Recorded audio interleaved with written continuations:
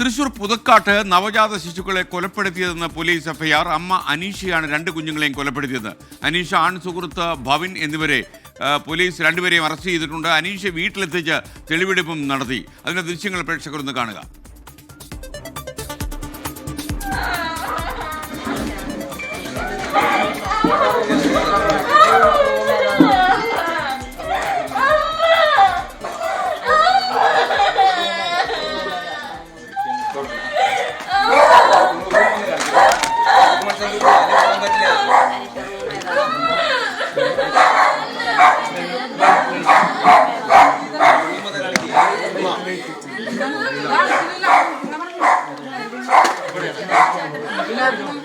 2021-ലും 2024-ലുമാണ് കൊലപാതകങ്ങൾ നടത്തിയത്.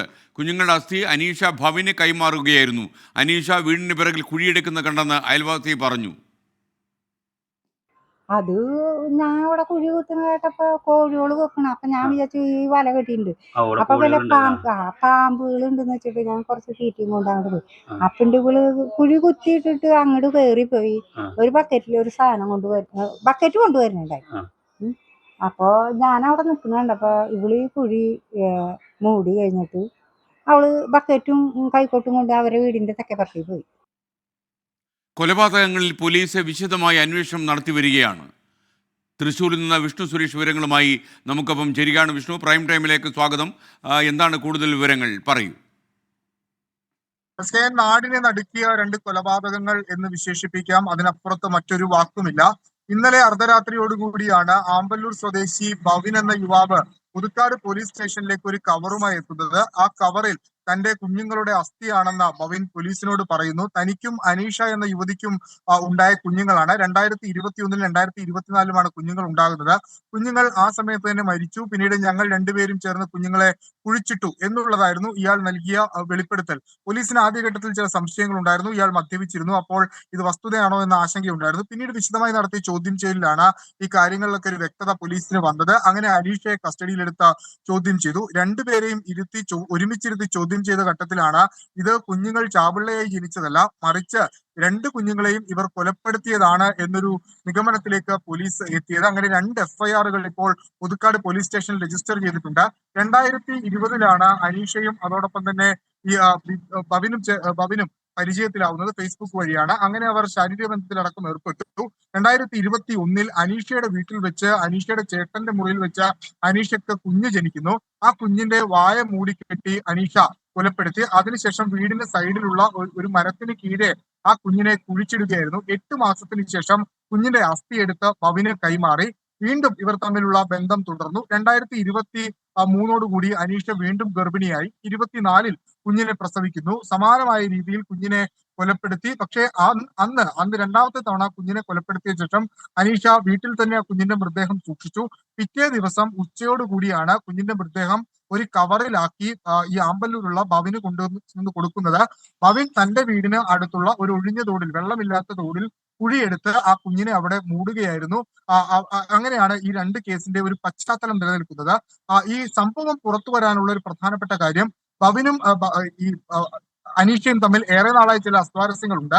ഇന്നലെ രാത്രി ഭവിൻ മദ്യപിച്ച ശേഷം അനീഷയെ ഫോൺ വിളിക്കുന്നു. പക്ഷെ അനീഷയുടെ ഫോൺ എൻഗേജ്ഡ് ആയിരിക്കുന്നു. അങ്ങനെ ഭവിനൊരു സംശയം തോന്നുന്നു. അനീഷയ്ക്ക് മറ്റാരുമായൊക്കെയോ ബന്ധങ്ങളുണ്ട് എന്നൊരു സംശയത്തിന്റെ അടിസ്ഥാനത്തിലാണ് ഭവിൻ അങ്ങനെ അനീഷ സുഖമായി ജീവിക്കേണ്ട, താൻ പ്രതിയാണെങ്കിൽ താൻ പോലും ഈ കേസിൽ പ്രതിയാകുമെങ്കിലും അനീഷ അങ്ങനെ സുഖമായി ജീവിക്കേണ്ട എന്നൊരു തീരുമാനത്തിന്റെ അടിസ്ഥാനത്തിൽ പുതുക്കാട് പോലീസ് സ്റ്റേഷനിലേക്ക് ധൈര്യപൂർവ്വം കയറി ചെന്ന് ഈ വെളിപ്പെടുത്തലൊക്കെ നടത്തിയത്.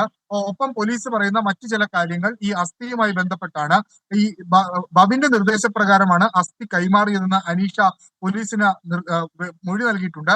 ഭവിൻ ഈ വിഷയവുമായി ബന്ധപ്പെട്ട് പറയുന്നത്, ഏതെങ്കിലും ഘട്ടത്തിൽ അനീഷ തന്റെ വിവാഹാഭ്യർത്ഥന നിരസിക്കുകയോ ഈ കുടുംബം തന്നെ എതിർക്കുകയോ ചെയ്താൽ അവരെ ഈ കുഞ്ഞുങ്ങളുടെ അസ്ഥി കാണിച്ച് ഭീഷണിപ്പെടുത്തി ബ്ലാക്ക്മെയിൽ ചെയ്യാം, അല്ലെങ്കിൽ ഈ ബന്ധവുമായി മുന്നോട്ട് പോകാൻ ഈ അസ്ഥി ഒരു തുണയാകും എന്ന് കരുതി അസ്ഥി സൂക്ഷിച്ചു എന്നുള്ളതാണ് നിലവിൽ ഭവിൻ പോലീസിന് നൽകിയിരിക്കുന്ന മൊഴി. കൊലപാതകത്തിന് കേസ് രജിസ്റ്റർ ചെയ്ത് അന്വേഷണം ആരംഭിച്ചിട്ടുണ്ട്. അതിന്റെ പ്രാഥമിക ഘട്ടത്തിലാണ് ഇന്ന് രണ്ടുപേരുടെയും തെളിവെടുപ്പ് പൂർത്തിയാക്കിയിട്ടുള്ളത്. അനീഷയെ വീട്ടിലെത്തിച്ച് തെളിവെടുപ്പ് നടത്തി, ഭവിനെയും വീട്ടിലെത്തിച്ച് തെളിവെടുപ്പ് നടത്തിയിട്ടുണ്ട്.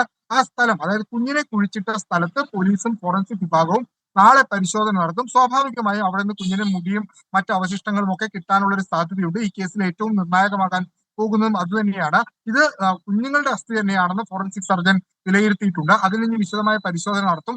DNA കൂടി മാച്ച് ചെയ്ത ശേഷമായിരിക്കും ഇത് ഇവരുടെ കുഞ്ഞാണെന്ന് ഉറപ്പിക്കുക. അപ്പോഴും പോലീസിനെ സംബന്ധിച്ചൊരു വെല്ലുവിളി നിലനിൽക്കുന്നത് ഇതൊരു മർഡർ ആണെന്ന് എങ്ങനെ തെളിയിക്കുമെന്നാണ്. 2021-ലും 2024-ലും നടന്ന സംഭവങ്ങളാണ്. അതിൽ പോസ്റ്റ്മോർട്ടം റിപ്പോർട്ടിന്റെ ഒരു സാധ്യത ഇനിയില്ല. മറിച്ചുള്ളത് ഇവരുടെ മൊഴിയും ശാസ്ത്രീയ തെളിവുകളുമാണ്. അതാണ് പോലീസിന് ആ മൊഴിയുടെ അടിസ്ഥാനത്തിൽ തെളിവിന്റെ അടിസ്ഥാനത്തിൽ മുന്നോട്ട് പോകാനാണ് പോലീസിന്റെ തീരുമാനം. ഡിവൈഎസ്പിയുടെ ചാലക്കുടി ഡിവൈഎസ്പിയുടെ നേതൃത്വത്തിൽ പ്രത്യേക അന്വേഷണ സംഘം രൂപീകരിച്ചാണ് ഈ കേസ് മുന്നോട്ട് കൊണ്ടുപോകുന്നത്.